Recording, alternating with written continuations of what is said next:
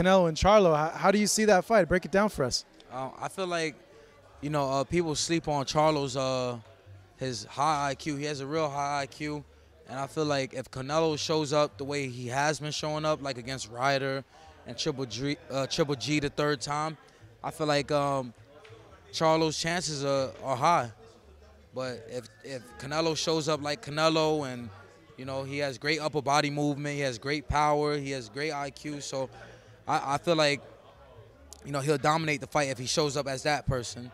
But if he shows up, anything less than that, then Charlo has a chance.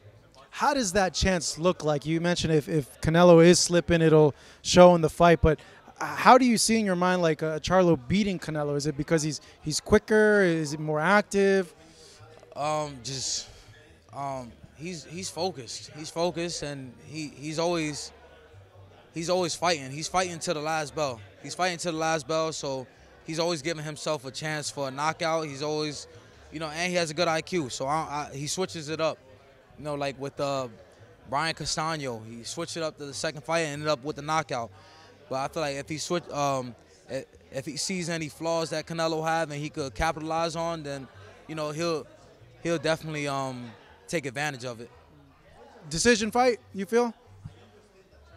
If maybe, yeah, maybe.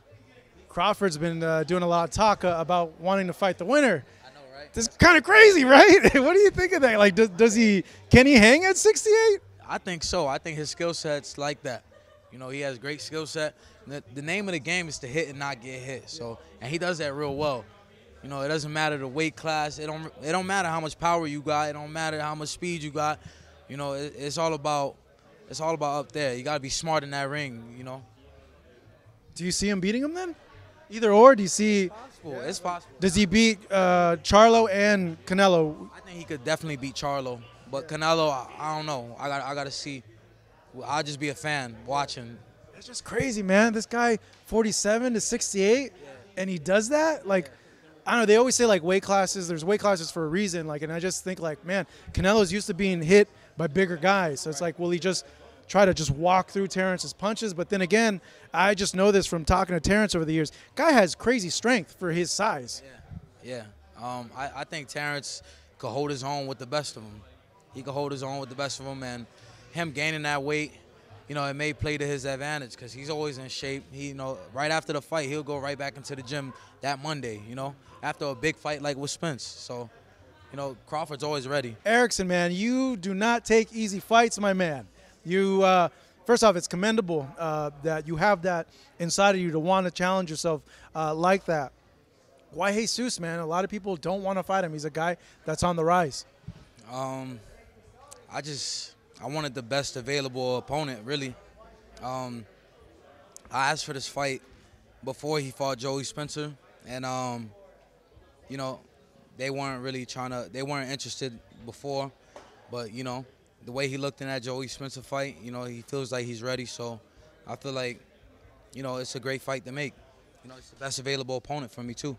How do you guys, or you in particular, how do you feel you match up with his type of style? Because he's a come-forward guy that pressures, but he's shown in a few fights ago that he can box when he needs to box, even though I don't know if that's like his preferred way to approach a fight, but he's done it before.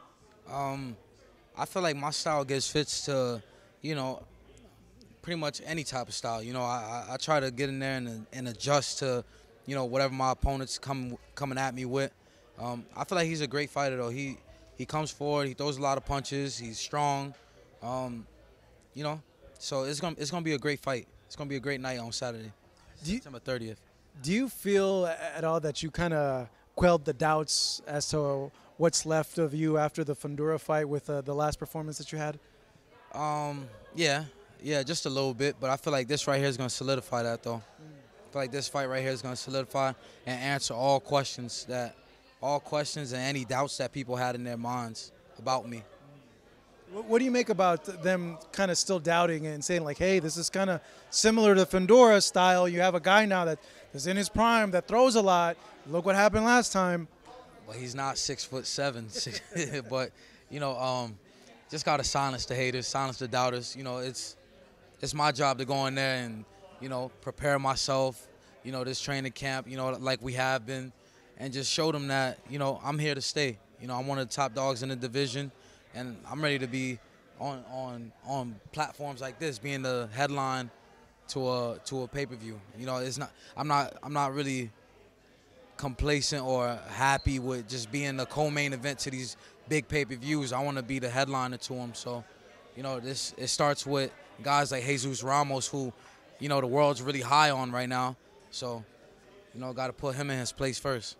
How good of a fighter, how good are his skills in your honest assessment as a boxer that a lot of people thought was the next big thing? You're saying there's still time to be that, because you had a lot of praise coming up when we were having your fights on Fox and everything like that. The network was really pushing you. What's your honest assessment of what he's shown? He's shown some great power. He's shown some, relentlessness. He's a good fighter, but, this is actually, to me, his first big step up, Like, he's fighting somebody like myself. When I was 22 years old, I took a step up a little too early fighting Charlo. Charlo was 27 years old, like I am now, and I was 22 years old like he is. And I feel like tables has turned now. Tables turned, and I could, definitely put him in his place. The experience factor as well, I would imagine. You learned a lot from the Charlo fight. You learned a lot from the Fundora fight. Do you think at between, even fights in between, me fighting guys like former champions like Jason Rosario, fighting former champion Ishe Smith, Olympians like Terrell Goucher, top prospects and top contenders, I feel like all those fights right there, prepared me for any fight, really. I'm ready I'm in my prime now.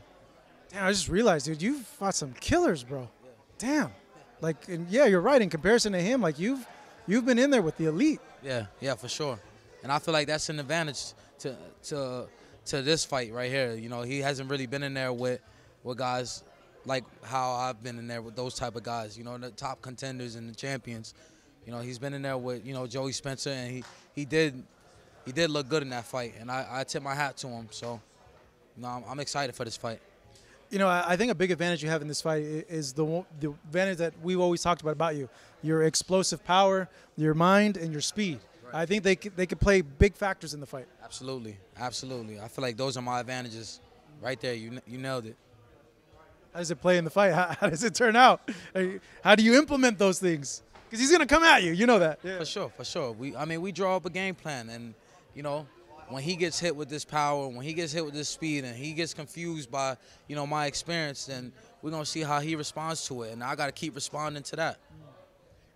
If I were to ask that question to him, he'd be like, well, how are you going to respond to my power, my pressure? Look what happened to you when someone pressured you. What would you say to the response to him if he were to say that? September 30. September 30.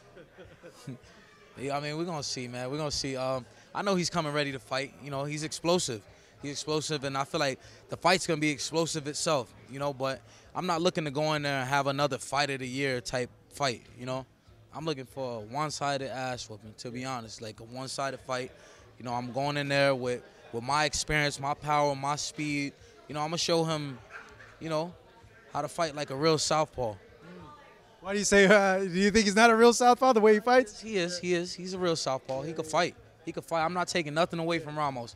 I don't want nobody trying to take my words and feel like I'm talking hella shit. I'm not. I'm confident. I'm confident in my skills, and, I train real hard. So I feel like that's all going to be, it's going to show in the fight. Yeah, it's like when it was announced, I was like, oh, shit, like this is a good-ass fight. A fight I'd like to see you against the winner of Mendoza and Tszyu. What do you think? Absolutely. I'm interested in that matchup as well. Tszyu's a great fighter. He draws a lot of fans to Australia. I wouldn't mind going to Australia. Mendoza, he's been, really upsetting people. He's been upsetting a lot of people. Did that surprise you? People thought you were going to do that. Yeah. It did surprise me, though. It did surprise me. Right. So how does a fight shake out with them two, and with you in the mix? I think Tszyu stops Mendoza. I think Tszyu stops him. All right, well, hey, I hope you get the fights that you want to get. It would be a great fight to see you and Tim Tszyu. Erickson, man. Hey, good chatting with you. Really appreciate it. Here with Erickson Lubin, Marcos Viegas, Fight Up TV.